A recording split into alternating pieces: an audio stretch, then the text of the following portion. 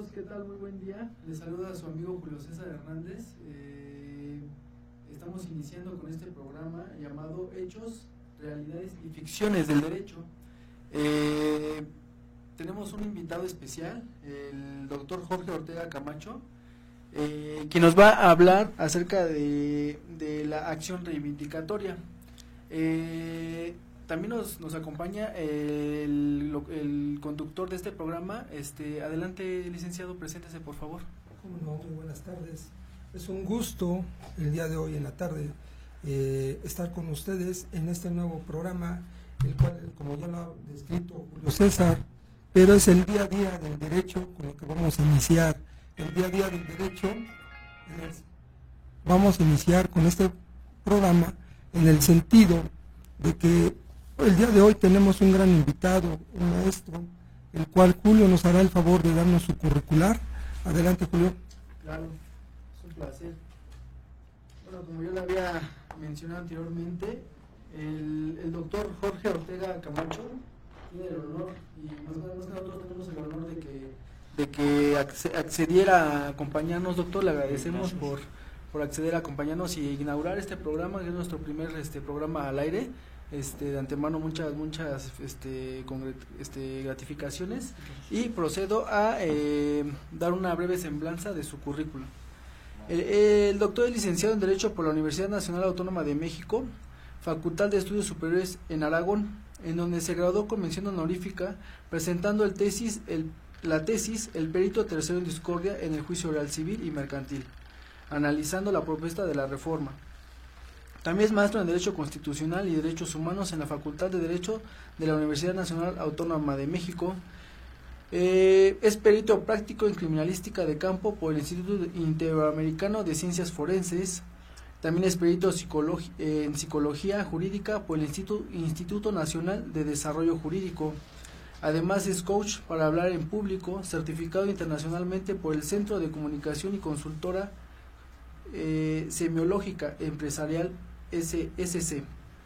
Realizó estudios en materia de oralidad penal, derecho mercantil y aeronáutico en la Universidad Nacional de Asunción, Paraguay, en la Universidad de Buenos Aires, Argentina.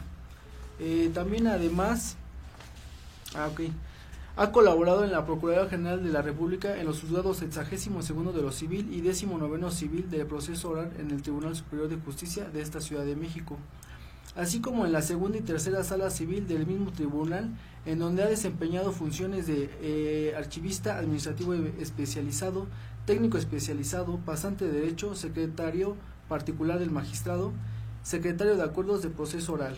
Actualmente, para finalizar, realiza funciones de proyectista de sentencia en la tercera sala civil del Tribunal Superior de Justicia de la Ciudad de México y es coordinador académico de la Universidad Mexicana de Asunción, siendo invitado por la Universidad de Granada, España, en enero del 2019 a impartir cátedra en el área de posgrado, así como conferencista del sexto Congreso Binacional México-España, los derechos humanos como límites al poder. Entonces está, como ya se aprecia, es más que capacitado para compartir el tema, doctor. Bienvenido. Doctor, bienvenido. Asimismo le damos la bienvenida a la doctora, a la maestra Patricia García Guerrero, la cual también más adelante la tendremos en un programa. Pero el día de hoy, que nos acompaña el doctor Jorge, que vamos a tratar el tema de la acción reivindicatoria. ¿Qué nos podría decir sobre la acción reivindicatoria? ¿Qué es? ¿Qué tal? Buenas tardes a todo el auditorio. Gracias a Radio Luz por la invitación, al licenciado Patricio y al licenciado Luis por esta cálida bienvenida y sobre todo por darme el honor de poder iniciar con ustedes este programa, y ojalá y esta patadita de la buena suerte que les vengo a dar sea muy buena para que tengan mucho éxito, que es lo que les deseo, ¿no? Y bueno, efectivamente vamos a hablar de una acción civil que es muy común y muy antigua. Es una acción que tiene bastantes años, viene desde el derecho romano, y que actualmente la seguimos viendo en el tribunal, que es una de las acciones más socorridas por las personas. ¿Qué implica la acción reivindicatoria? Pues tiene por objeto recuperar una cosa, puede ser un bien mueble o inmueble, ¿quién la quiere recuperar? El que es propietario, el que tiene el dominio de quién, de quien la está detentando sin ser propietario, es decir, de quien tiene nada más la posesión de la cosa. Entonces busca recuperar aquello que es mío, de lo que soy dueño y que otra persona lo está posesionando sin derecho. Muy bien, maestro. También queremos informarles a los radioescuchas que nos están sintonizando, nos están observando, nos están viendo, y si quieren hacerle alguna pregunta al maestro Calderón, tendría que ser a los teléfonos 5212-5151 de la cabina y 4149-2570 de Radio Yus. Asimismo, el 55-71-22-47-32, que es de este servidor, cualquier mensaje, cualquier llamada que podamos recibir para poder contestar con relación a este tema que es tan importante, como lo dijo el maestro, y como nos dice que también tiene ya tiempo y es viejo. ¿Cuáles serían sus orígenes de la acción reivindicatoria, maestro? Claro, los orígenes de la acción reivindicatoria se remontan al derecho romano. Como todos sabemos, el derecho romano es una de las bases de nuestro derecho mexicano, junto con el derecho germánico y el canónico. Cuando surge la acción reivindicatoria, en específico surge en Roma, en lo que era la época de las leyes actiones o el procedimiento de las leyes actiones, y precisamente surge prácticamente como la conocemos hoy, como una acción para recuperar una cosa por parte del propietario de quien la detenta sin derecho. Entonces, en aquellos tiempos era curioso porque precisamente las leyes acciones lo que implicaba era frases sacramentales, es decir, quien litigaba un asunto tenía que ir, en su caso, con el pretor o el magistrado y decir una frase que ya ellos tenían, ¿no? Una frase sacramental, y esa frase sacramental se tenía que decir prácticamente como lo establecía la ley, que a veces no estaba escrita, era por pura costumbre, si no procedía la acción. Y en caso de la acción reivindicatoria, lo que hacían era ir ante el pretor y solicitarle, le decían, ¿sabes qué? Esta persona está detentando un bien que me pertenece, que soy propietario y que ya no tiene el derecho. Entonces se citaba a esa persona, a la otra persona, al demandado, por así decirlo, comparecían ante el pretor, se decían las palabras sacramentales, e incluso ahí había lo que se conocía como una varita que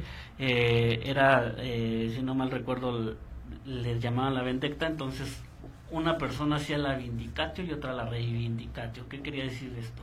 Una persona afirmaba y decía, yo soy dueño de esa cosa. Entonces se llevaba la cosa, o bien algo que representara la cosa, se ponía ante el pretor, con la varita se tocaba y se refería, esta cosa es mía, obviamente en latín, esta cosa es mía, ¿no? Y el otro volvía a tocar con la varita y afirmaba. Si afirmaba que también la cosa era suya, entonces ahí lo que hacía el pretor era darles la oportunidad de que hicieran como un pleito simulado, una lucha por la cosa. Una vez que se daba esta lucha y si los dos seguían afirmando que la cosa les pertenecía, entonces el pretor en ese momento decidía quién de ellos se presumía que tenía el mejor derecho. Todavía no decidía el fondo, sino la presunción. Y entonces se le entregaba la cosa a quien se consideraba que tuviera el mejor derecho para atenderla por ser el propietario, pero se pedía una garantía a la contraparte, ¿no? En caso diferente a lo que es ahora, ¿no? Que hoy en día no se entrega la cosa hasta que se lleve la acción. Entonces, en ese entonces en Roma sí se entregaba la cosa, se pedía una garantía a efecto de que si resultaba que quien dio la cosa sí tenía el derecho, se garantizara el que la fuera a regresar la otra persona. Entonces se garantizaba, se llevaba el procedimiento y al final de cuentas el objeto que tenía la acción de ser procedente era precisamente que se regresara la cosa al verdadero propietario con sus frutos y accesiones. Entonces, como podemos ver, es muy semejante a lo que tenemos hoy, pero precisamente tiene como antecedente ese derecho romano. Muy bien. Ok. Julio. Esa cuestión es hablando ya en los antecedentes, antes de que se digamos, reafirmara bien la acción. Actualmente, doctor, ¿qué debe de realizar un abogado? ¿Qué acciones debe de realizar o de qué se debe fijar un abogado antes de promover una acción reivindicatoria? Claro, licenciado Julio, qué buena pregunta me acabas de hacer, porque el abogado debe de ser un estratega de su caso. Entonces a nosotros al tribunal a veces nos llegan muchas demandas que, perdón por la expresión, pero a veces no tienen ni pies ni cabeza. ¿Por qué? Porque faltó esa estrategia previa. Nosotros doctrinalmente la conocemos como una teoría del caso. Es decir, el abogado que quiere promover una acción reivindicatoria previo a ingresar la demanda tiene que llevar toda una investigación de su caso. Esta teoría del caso, ¿qué va a hacer? Va a ser la planeación que yo voy a hacer como abogado para obtener el mejor resultado de ese caso. Es decir, me voy a fijar una hipótesis que voy a seguir, qué pasos voy a llevar para obtener un resultado que va a ser una demanda. ¿Ok? Y en esa teoría del caso, entonces el abogado se debe de empezar a preguntar cuáles son los elementos fácticos que debo de reunir, por ejemplo, en este caso para una acción reivindicatoria, que los voy a plasmar en mi demanda. Claro. ¿No? Por ejemplo, para la reivindicatoria, primer elemento, tengo que establecer que mi cliente es propietario, ¿no? ¿Cómo voy a narrar en mi demanda que mi cliente es propietario? ¿Por qué es propietario? ¿Cómo adquirió la propiedad? ¿Cuándo? ¿Cómo? ¿Dónde? ¿Cuándo? ¿Cómo? ¿Dónde? ¿No? Las preguntas de oro de la criminalística. Nos ayudan a robustecer demasiado efectivamente, ¿no? Ese elemento fáctico. Y posteriormente, ¿cómo lo subsumo en el derecho? ¿Qué me dice la ley para que proceda la acción reivindicatoria? Digamos, en el primer elemento, la ley nos dice, ¿no? Procederá al artículo 4 del Código Procesal Civil de la Ciudad de México, ¿no? Procede la acción reivindicatoria a aquella persona que es propietaria, ¿no? Entonces, ¿cómo subsumo los hechos en la ley? Y posteriormente el abogado debe de empezar a idear cuáles son las pruebas que debo recabar, ¿no? Para acreditar mis hechos. Decía, el primer elemento es la propiedad. Más adelante les comentaré los elementos. Segundo elemento, la posesión por parte del demandado. Acreditar que está en posesión. En posesión y el último elemento es la identidad, que espero hablarles un poco más adelante. Pero entonces, antes de eso, antes de ingresar mi demanda, yo tengo que realizar esa hipótesis, esa propuesta tentativa al problema que le dé la mejor solución a mi cliente con los tres aspectos: elemento fáctico, jurídico y probatorio. Es decir, irme llegando de las pruebas. Y esto es muy importante porque en materia civil, a diferencia de otras materias, yo cuando llego a ingresar mi demanda al tribunal, yo ya tengo que tener todas mis pruebas, ¿no? No es como en penal, que va a haber una etapa de investigación. No, aquí en materia civil tú debes de llegar con tus pruebas.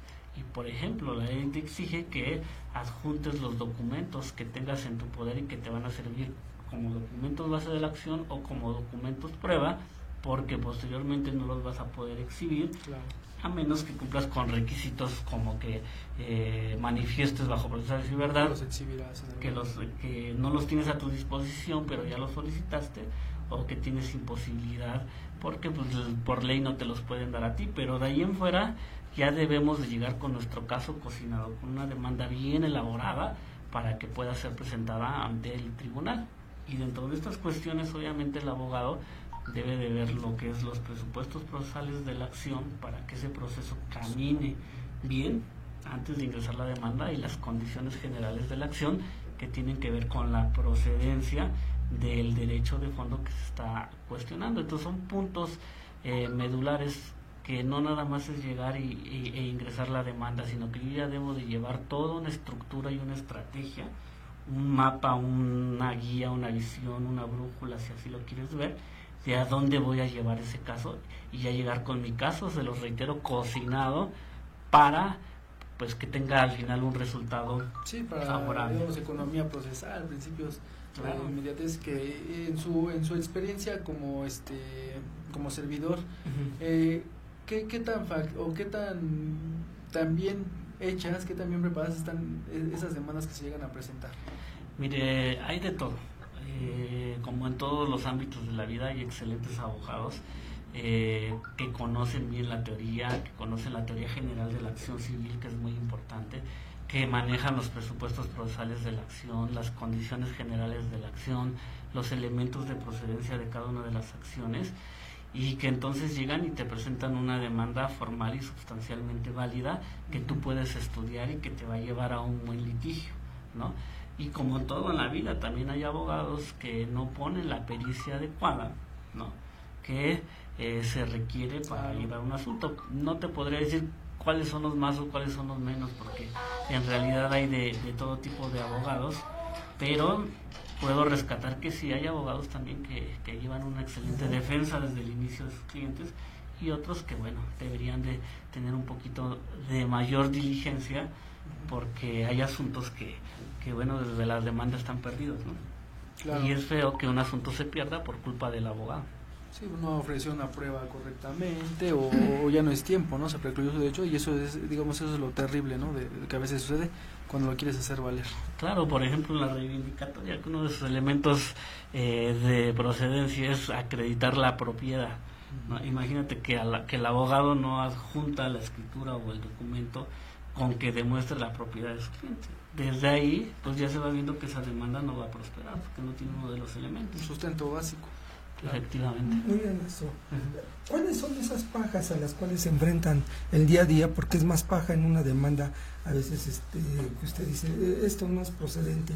Lo que no debe de hacer el abogado en algún momento dado, como lo está diciendo usted, debe ser más técnico, ¿no? Conciso, claro y preciso en su demanda. Es una teoría del caso, como usted lo acaba de decir, con todos sus elementos que debe de cumplir, pero desde el inicio de la demanda, no estar como ustedes en algún momento lo previenen o que haga una aclaración o las imprecisiones, sino definitivamente debe de presentar para aquellos abogados que nos están escuchando como lo más técnico que pudiera hacer el abogado. ¿Qué debe de omitir en este tipo de demandas?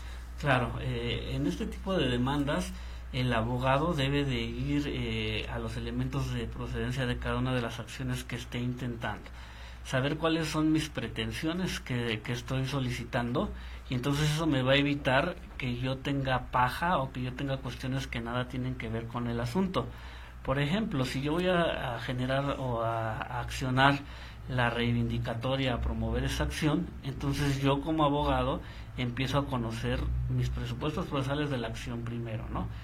Para saber qué juez es competente, si hay un litisconsorcio pasivo necesario o activo, integrarlo, ver cuál es la vía, ¿no?, correcta para interponer mi demanda. Por ejemplo, en la reivindicatoria podríamos llevarlo, dependiendo la cuantía, tanto en una vía oral civil como una vía ordinaria civil, y desde ahí, desde antes de la demanda, incluso si yo presento mi demanda en una vía incorrecta, pues puede ser que el juez observe, mande a reponer la vía, o incluso el demandado pues se excepcione, ¿no? Entonces, ¿quién es competente? Si en este caso, por ejemplo, no opera la prescripción porque la acción reivindicatoria es imprescriptible, pero entonces primero que mi proceso esté bien, ¿no? Segundo, que me asista el derecho, las condiciones generales de la acción, ¿no? Si mi cliente tiene la legitimación en la causa para demandar la acción reivindicatoria. Posteriormente, mis elementos de procedencia. Si yo, dentro de la acción reivindicatoria, tengo que acreditar que mi cliente, en primer lugar, es propietario. En segundo lugar, que el demandado tiene la posesión. Y en tercer lugar, la identidad, que en este caso va a ser formal, es decir, que tanto lo que yo estoy demandando en mi escrito introductorio de la instancia sea lo que está en mi documento base, es decir, con lo que acredito la propiedad, como material, es decir, que el bien que pretendo reivindicar sea el que tenga el demandado.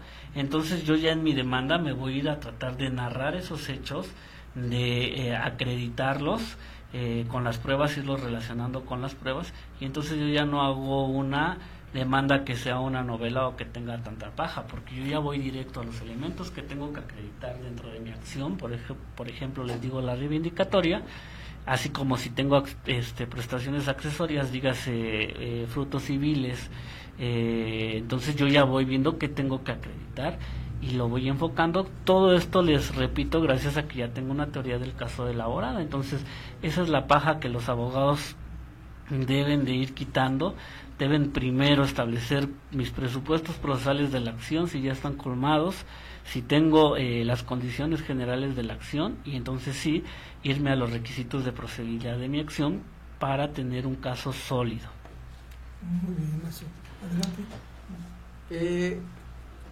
Dentro de esa estrategia digamos que se va a seguir en el procedimiento que sigue el abogado, como el ofrecimiento del título de propiedad, Y muy particularmente en el segundo supuesto que acreditarle a la autoridad que el demandado está en posesión de esa propiedad.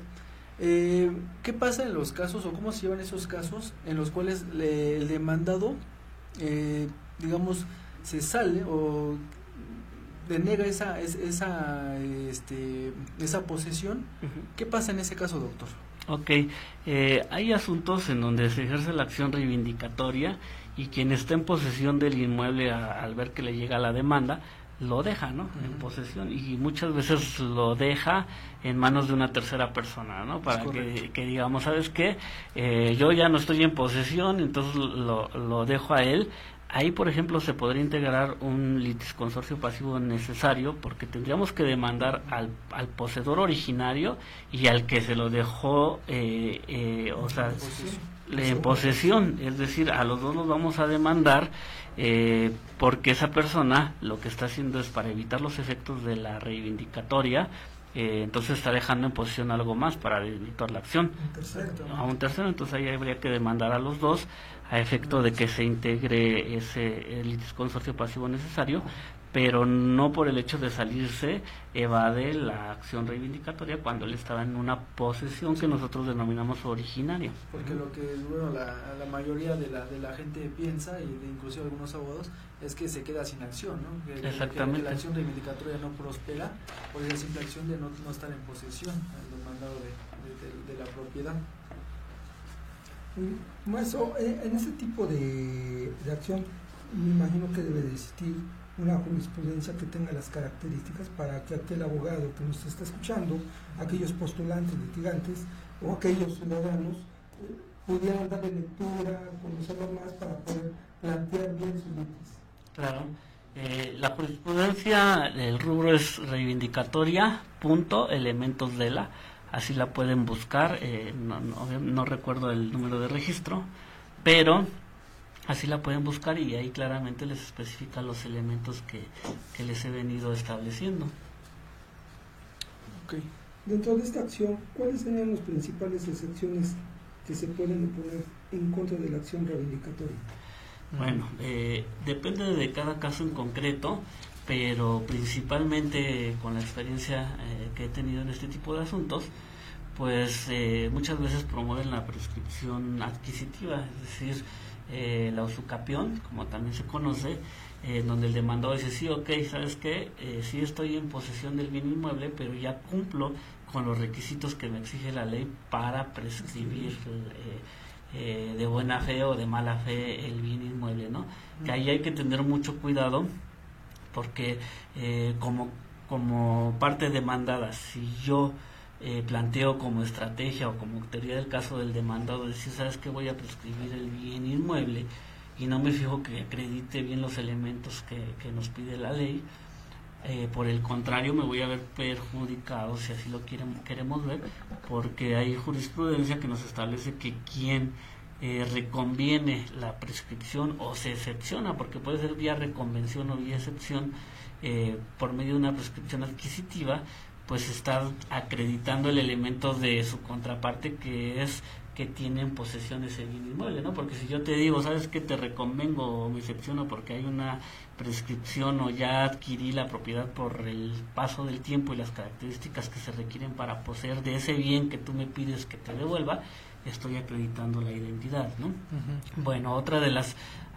excepciones que se pueden oponer es, por ejemplo, cuando esa posesión yo la tengo derivada de una acción de carácter personal. ¿Qué quiero decir con esto? Tenemos derechos reales y derechos personales. El derecho real tiene que ver la relación que yo tengo con una cosa. Por ejemplo, en la reivindicatoria es una acción de carácter real. ¿Por qué? Porque yo lo que demando es que se me regrese esa cosa, porque digo que yo tengo la propiedad con la cosa, mi relación con la cosa. Cuando estamos hablando de derechos personales, estamos hablando de la relación que hay entre una persona y otra, ya no entre una persona y una cosa. Entonces yo le demando a esa persona una obligación de hacer, no hacer, dejar de hacer, etcétera. En ese caso, ¿qué quiero decir? Que se excepcionen con un derecho de carácter personal. que a lo mejor sí yo tengo la posesión de tu bien inmueble, pero yo entré derivado de una relación de carácter personal, tú me lo arrendaste. ¿Ok? Entonces ahí lo que tendría que promover el abogado no es una reivindicatoria, sino una acción de carácter personal, por ejemplo, rescisión del contrato de arrendamiento, terminación del contrato de arrendamiento, y entonces ahí cuando se entró en posesión derivado de una relación personal, hay que ejercer la acción personal competente. Pasa mucho, por ejemplo, que a veces hubo un matrimonio, ¿no?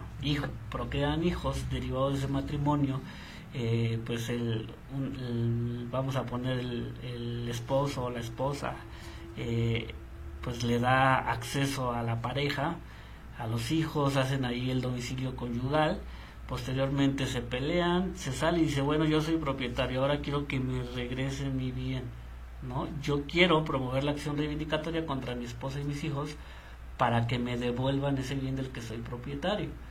Ahí, por ejemplo, no procede. ¿Por qué? Porque ellos entraron por una acción de carácter, una relación de carácter personal. Entonces, tendrían que promover las acciones competentes, ya sea del estado civil de las personas o cualquier otra personal que se encuadre, pero no la reivindicatoria, porque reitero, la reivindicatoria tiene que ver con la propiedad que yo tengo sobre la cosa y porque tú le entraste a poseer sin ningún derecho de carácter personal que yo te haya dado. Sí, maestro, porque dan caso también en algunas cuestiones, vamos a suponer otro caso parecido, o no tan parecido, hay gente que arrenda de manera verbal, llega a fallecer, los hijos empiezan a acreditar o a promover su juicio, pero ahí tienen al arrendador, ¿no? Y ahí quieren promover igual su acción reivindicatoria.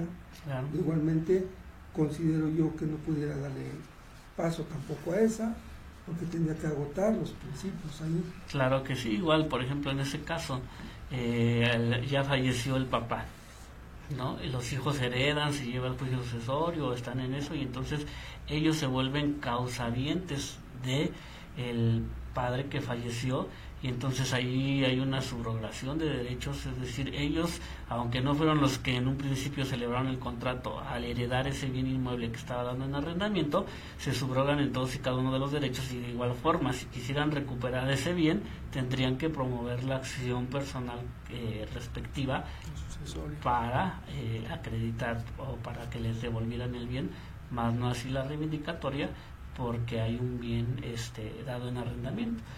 Diferente sería, por ejemplo, que yo heredo un bien, ¿no? Y de pronto voy, llevo el sucesorio, me declaran heredero, soy albacea y tengo que velar por el bien, X razón, y voy y veo que una persona está ahí sin derecho, sin consentimiento, no sé ni cómo se metió, ni por qué se metió. Ahí sí procede la acción reivindicatoria porque entró sin derecho y no hay una relación personal ni con el causante de la herencia, o bueno, más bien con el causante de la herencia no hay ninguna relación, y entonces ahí sí procedería la reivindicatoria. Sí, porque desconocerían los hechos, y en este caso, en el primer caso, sí conocen los hechos ambas personas, entonces tendrían que ser acciones diferentes. Y sí se da mucho el caso de que la mayor parte tenemos en el mundo, o la gente en el mundo jurídico dice, promueve una acción reivindicatoria, pero realmente todo tiene sus características, tendrá que legitimar bien ese derecho, y que sí tiene ese derecho para poderlo reclamar. Claro. Ok. ¿Cuáles son las características para entablar la acción? Bueno, para entablar la acción, una característica podría ser que soy propietario de la cosa. No tengo que acreditar la propiedad de la cosa, porque también hay veces que pudiendo promover, por ejemplo, la plenaria de posesión, que es muy semejante, metemos la reivindicatoria, ¿no? ¿Cuál es la diferencia? Que en la reivindicatoria yo me asumo propietario, y en la plenaria de posesión a lo mejor solo tengo un derecho de posesión, un justo título para poseer, pero que no es lo mismo. Entonces, lo primero es que yo sea propietario, que sea puede ser contra muebles o inmuebles la reivindicatoria. Eso es muy importante porque a veces, no sé por qué en el foro se da la idea que solo es contra inmuebles. Una propiedad. Exactamente, pero puede ser contra muebles. Me ha tocado ver acciones reivindicatorias por un piano, ¿no? Por alguna máquina que no está pegada al suelo y que se dio y alguien la tiene, ¿no? sin derecho. Entonces puede ser tanto muebles o inmuebles, que el actor no se encuentre en posesión de la cosa, porque también a veces se quiere demandar y están cohabitando, ¿no? Y generalmente ahí también hay una acción personal. Entonces, que el actor no se encuentre en posesión de la cosa, que el demandado la detente esa cosa, que la cosa esté en el comercio. Yo no podría reivindicar una cosa que no está en el comercio, que esa cosa sea determinada al momento en que se entabla la demanda, que la cosa no esté unida por accesión a otro bien inmueble, o que sea una cosa que se haya perdido o se haya robado. Y bueno, esas serían como las características para que nosotros podamos entablar la acción, que es diferente a los elementos de procedencia que ya se los dije, que son nada más 3: la propiedad de la cosa, que el demandado la tenga en posesión, y la identidad tanto formal como material. Pero a grandes rasgos esas podríamos decir que son algunas de las características para yo decir aquí procede una reivindicatoria. Y que esas podrían ser sus pruebas, ¿no? Base de su acción para poder reivindicar esa cuestión o legitimar ese derecho, ¿no? Claro, de hecho en la reivindicatoria, como en cualquier tipo de acción, los códigos procesales civiles en México generalmente nos manejan la libertad probatoria. Es decir, ese principio de libertad probatoria quiere decir que yo puedo ofrecer cualquier prueba siempre y cuando no ataque a la moral, a las buenas costumbres. Entonces yo puedo ofrecer cualquier prueba, pero siempre hay pruebas reinas, ¿no? O pruebas idóneas, por así decirlo. Por ejemplo, en la reivindicatoria yo puedo ofrecer confesional, testimonial, pericial, fotografías, avances de la tecnología, la que yo quiera. Pero debo de tener en especial cuidado.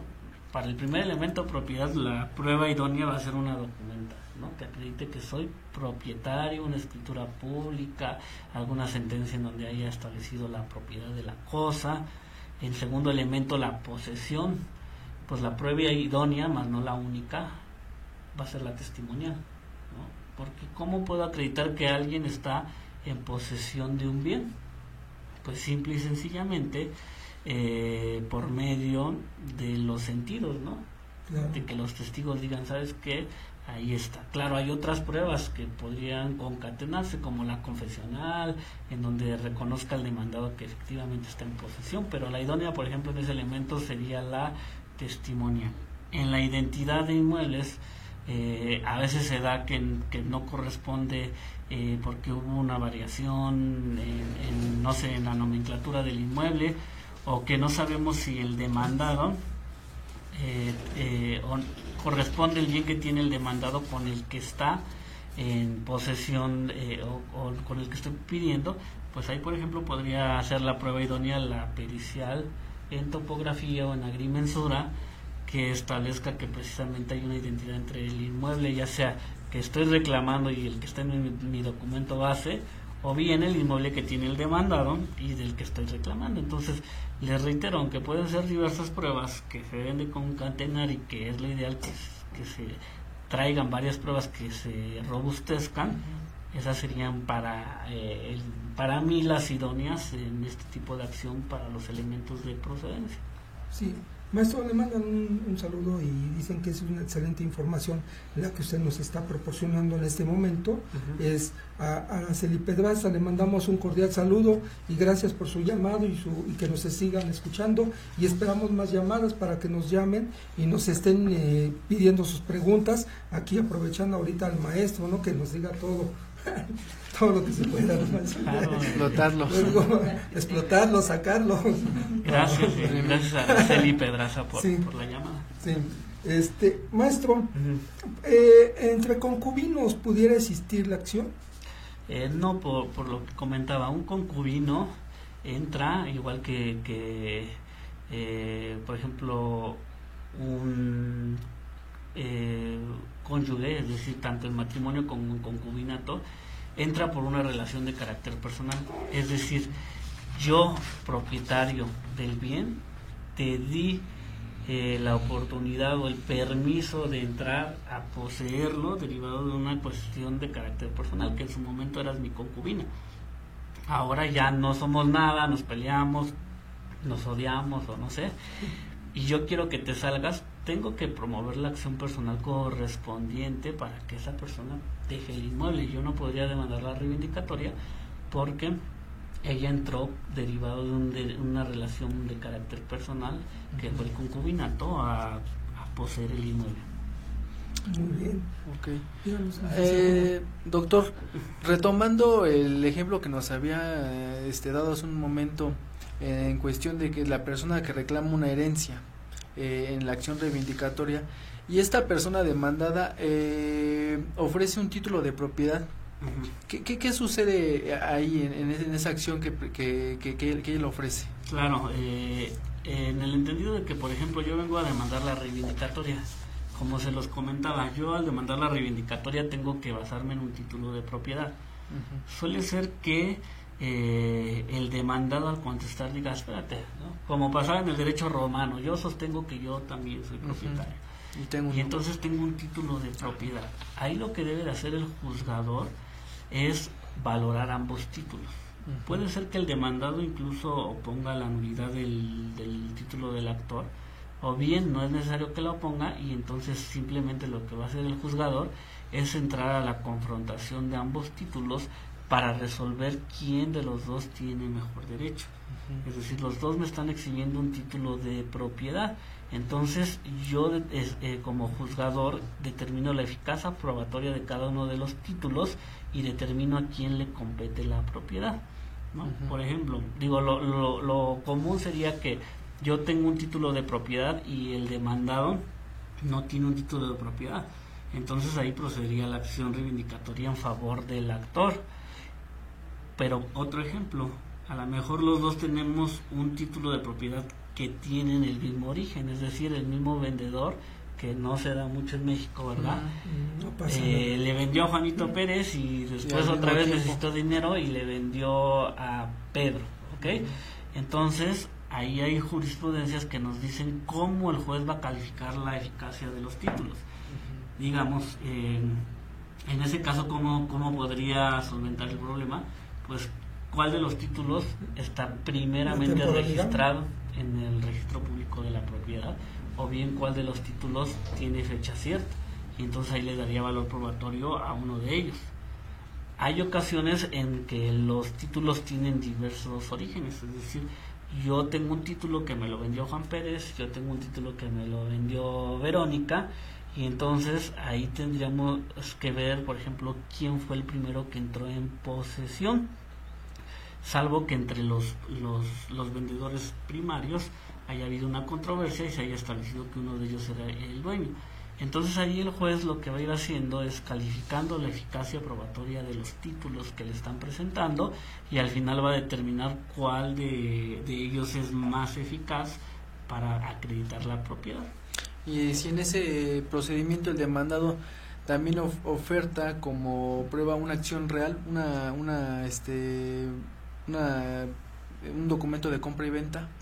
Si en ese momento igual tendría que ir al estudio de los títulos. Yo tengo una escritura pública tal vez con la que estoy ostentando mi propiedad, y el demandado viene y oferta para empezar hay que ver en qué momento procesal está ofertando ese contrato, porque lo tendría que ofertar al momento de contestar la demanda como prueba de su excepción. ¿Por qué? Porque hay que recordar que en materia civil la litis es cerrada, entonces se integra con los escritos de la etapa postulatoria, demanda, contestación, incluso podrían entrar las vistas. Entonces con posterioridad ya no él podría variar la litis y decir ahora ya me lo vendieron o tuve un título, ¿no? Entonces, o tengo un título de propiedad. Entonces, si lo presenta al contestar la demanda, tendría que irse a esta sentencia definitiva y ver cuál es la eficacia de ese contrato de compraventa, y si está se contrapone al que ofertó el actor, y ver cuál de ambos títulos tiene mayor eficacia probatoria para acreditar la propiedad. Si es después del procedimiento que quiere ofertar ese documento, solamente que fuera una prueba superveniente, pero de ahí en fuera no se le va a admitir esa probanza. Pero efectivamente lo que dijo usted al final, la prueba superveniente, porque muchos de una manera, viciosa, porque más que viciosa, utilizan esa prueba, ¿no? Al final lo acaba de decir un contrato o un documento que quieran exhibir para efecto de que no se lleve a cabo o no se cumpla, ¿no? Y meten un contrato o por ahí un escrito que lo hacen viejo y lo presentan diciendo que la temporalidad, que se suscribió un contrato con anterioridad a ese. Claro, y ahí tendríamos que ver, les digo, sobre todo la fecha cierta, ¿no? Si ese contrato lo exhibió al contestar la demanda, entonces habrá que analizarse. Después, si lo oferta como prueba superveniente, ahí tenemos que ver los requisitos de una prueba superveniente. Es decir, ¿por qué yo no la pude ofrecer? Porque fue elaborada o se creó esa prueba con posterioridad a la etapa de ofrecimiento de pruebas, en este caso a la contestación de demanda, en donde se debió de haber adjuntado.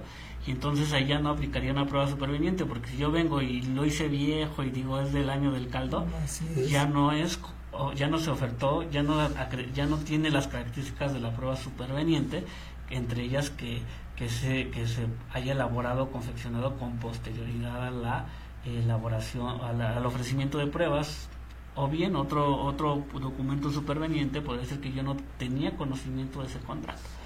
En este caso sería muy difícil, porque yo siendo o manejándome como propietario, ¿cómo no iba a tener conocimiento de ese contrato?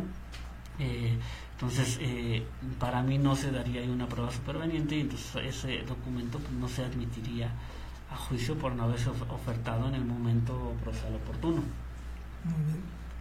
Que también tendría que ver la defensa, o más bien la parte actora o la demandada en su caso, cómo va a contraponer esa prueba superveniente, ¿no? Cómo la va a hacer, se va a llegar de periciales, cómo se lleva a cabo eso, doctor. Claro, ahí la prueba superveniente tiene que tener esas características, es decir, que sea de fecha posterior al ofrecimiento de pruebas o que se debió de exhibir esa documental, o bien que bajo protesta de decir verdad se manifieste que se desconocía de la misma. Si no cumple esos requisitos, no se va a admitir. Entonces, para poder ofrecer yo una prueba superveniente, debo de ver que cumpla con alguno de esos requisitos. De lo contrario, no se va a poder ofertar. Entonces, es así de simple. O cumple con algunos de esos requisitos, o pues mejor no la oferto, porque va a ser una probanza que va a terminar siendo desechada. Ok. ¿Cuál es la diferencia que existe entre la acción plenaria de posesión y la reivindicatoria? Fíjate que esa también es una pregunta muy buena, como todas las que han formulado, porque a veces se confunden, ¿no? Entonces yo tengo, para que pueda ejercitar la acción reivindicatoria, que tener un título de propiedad, es decir, un título perfecto, tanto en fondo como en forma, para yo poder decir que soy propietario. La diferencia con la plenaria de posesión es que ahí yo no tengo un título de propiedad. Okay. Lo que tengo es un justo título, generalmente, que me da el derecho a poseer. Entonces, ese justo título generalmente tiene como característica que es imperfecto, es decir, que no tiene todos los requisitos como para yo poder decir que tengo un título de propiedad, pero que me dio entrada en calidad de dueño, porque yo en su momento desconocía que ese documento estaba viciado, ¿no? Entonces, en la plenaria de posesión, generalmente yo voy a promover la acción cuando tengo mejor derecho a poseer.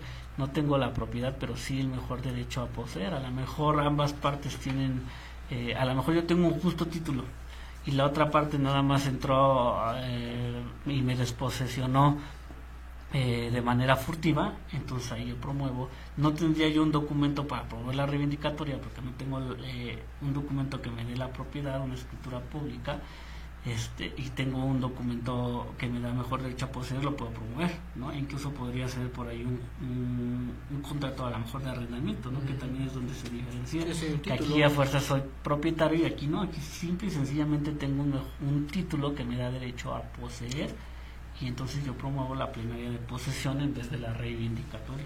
¿Y esos supuestos, cuáles serían esos supuestos que le dan a una persona el mejor derecho a poseer? Ok, ahí tendríamos que ver, igual es un poco semejante a la reivindicatoria, ¿no?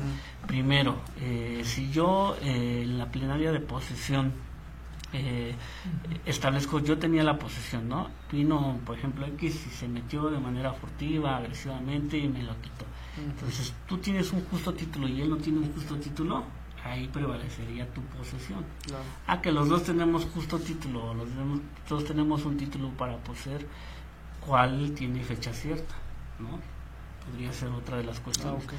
¿Cuál de los dos tiene fecha cierta para poder decir que tú tenías mejor derecho? Igual que la reivindicatoria, entonces el juez va a ir estudiando la eficacia de los justos títulos en esos casos para determinar quién tiene mejor derecho a poseer. Claro. Okay. El actor, vamos a decir en ese sentido, se encuentra ante algún problema cuando hay una famosa frase que le dicen la prueba diabólica, que es en la cual se enfrenta porque tiene ciertas características, ¿no? ¿Nos podría decir con relación a eso? Claro, la prueba diabólica y es un poco más se ve un poco más en la prescripción, en donde te dicen, tienes que acreditarme toda la secuencia que hubo para ese título. Tú tienes un título de propiedad, pero acredítame que quien te lo vendió era propietario. Y pues generalmente se ve más en la prescripción por el hecho de que en la prescripción precisamente yo no tengo un título de propiedad, tengo un justo título que no me da la suficiencia para acreditarme como propietario, pero entré en calidad de dueño. Entonces ese justo título, a veces hay jueces que desde mi punto de vista indebidamente solicitan la prueba diabólica y dicen, ¿sabes qué? Acredítame que quien te lo vendió era el dueño, ¿no? Y no es correcto, porque precisamente si yo tuviera que acreditar esa cadena de que quien está en el registro es el que le vendió a quien me vendió estaba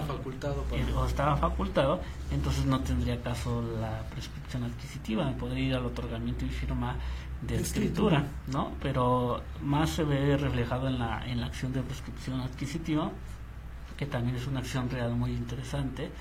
Igual algún día podríamos platicar sobre la misma, y entonces esa prueba diabólica ya la Corte dijo que no es necesario acreditar esa secuencia de ventas para decir efectivamente el que te vendió tenía el derecho a venderte. Que hablando, a lo mejor me voy a salir un poquito del tema, pero muy rápido, ya la Corte estableció que si bien no se tiene que establecer la prueba diabólica, sí una mínima diligencia del quien compró, de decir, oye, sí tenía la presunción que era el dueño y no nada más lo compré porque él me dijo, soy el dueño, ¿no? Pero sí, eso va un poquito más apegado a la acción de prescripción. Pero se le cae más en detrimento en realizarla así al actor, ¿no? Lo perjudica, porque finalmente no tiene por qué hacerlo. Claro. Porque basta que esté legitimado, ¿no? Claro, y por eso es importante la defensa de los abogados, ¿no? Porque puede ser que un juez indebidamente en primera instancia establezca esta cuestión, entonces es tarea del abogado promover su recurso respectivo en aquellos juicios que sean recurribles, y si no, su medio de impugnación, dígase el amparo, para poder salvar ese asunto. De ahí que es importante la teoría del caso, porque la teoría del caso que hablábamos en un principio se va a ver reflejada desde antes de la demanda y todo el camino que voy a seguir para obtener un resultado. Dígase, si me tengo que ir, como ahora muchos abogados dicen, hasta la Corte Interamericana de Derechos Humanos, ¿no?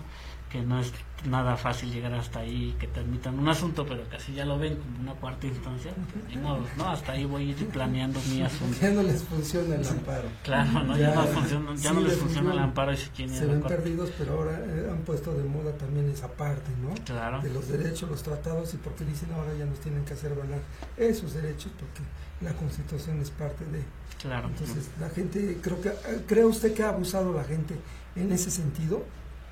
Pues en un principio, cuando entró el principio de convencionalidad con las reformas de 2011 y el pro persona, se empezó a abusar mucho de los principios. O sea, ya todo quería el gobernado que se hiciera por medio de los derechos humanos, lo que no está mal, claro.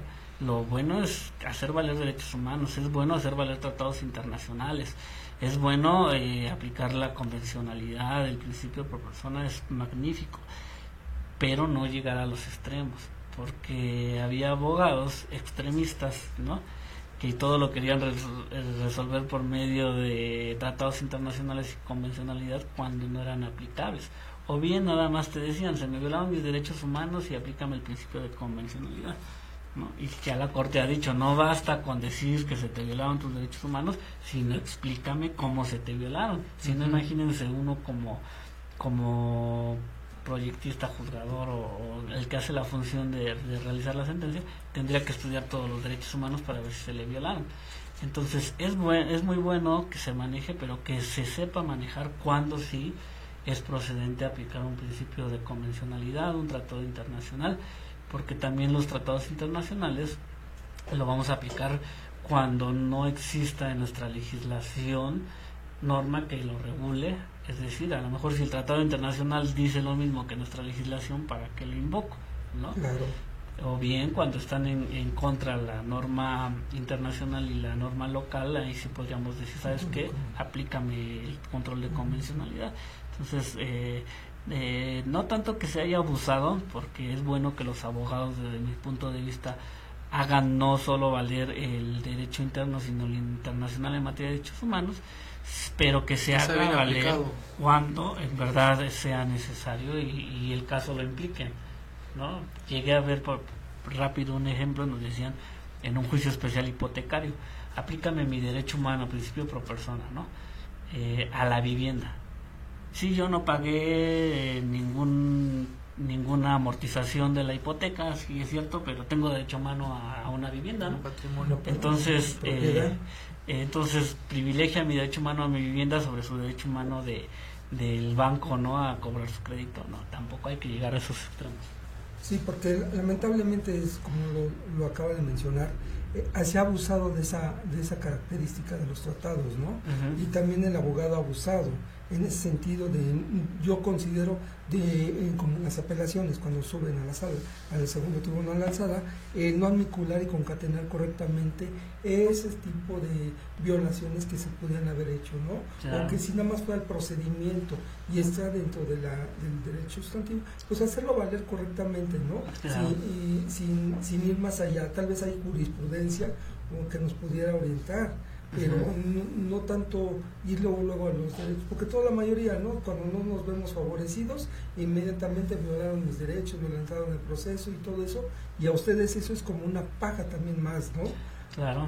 Claro, porque tanto en materia de agravios como en materia de conceptos de violación, si bien la Corte ya ha establecido que no es necesario hacer un formulismo o todo un silogismo para expresar cuál es el agravio, cuál es el concepto de violación, sino simple y sencillamente manifestar mi causa de pedir, también ha dicho la Corte que eso no significa que los abogados o las personas que promueven el recurso hagan meras afirmaciones sin sustentos, ¿no? O sin ser posible de ser examinado, porque dice, se me violó mi principio o el derecho humano de legalidad. Bueno, ¿cómo se te violó, no? Porque imagínense, me dicen a mí, promoví la acción reivindicatoria y la sentencia que dictó el juez de primera instancia viola en principio el derecho humano de debido proceso. ¿Creen que ustedes que se podría analizar?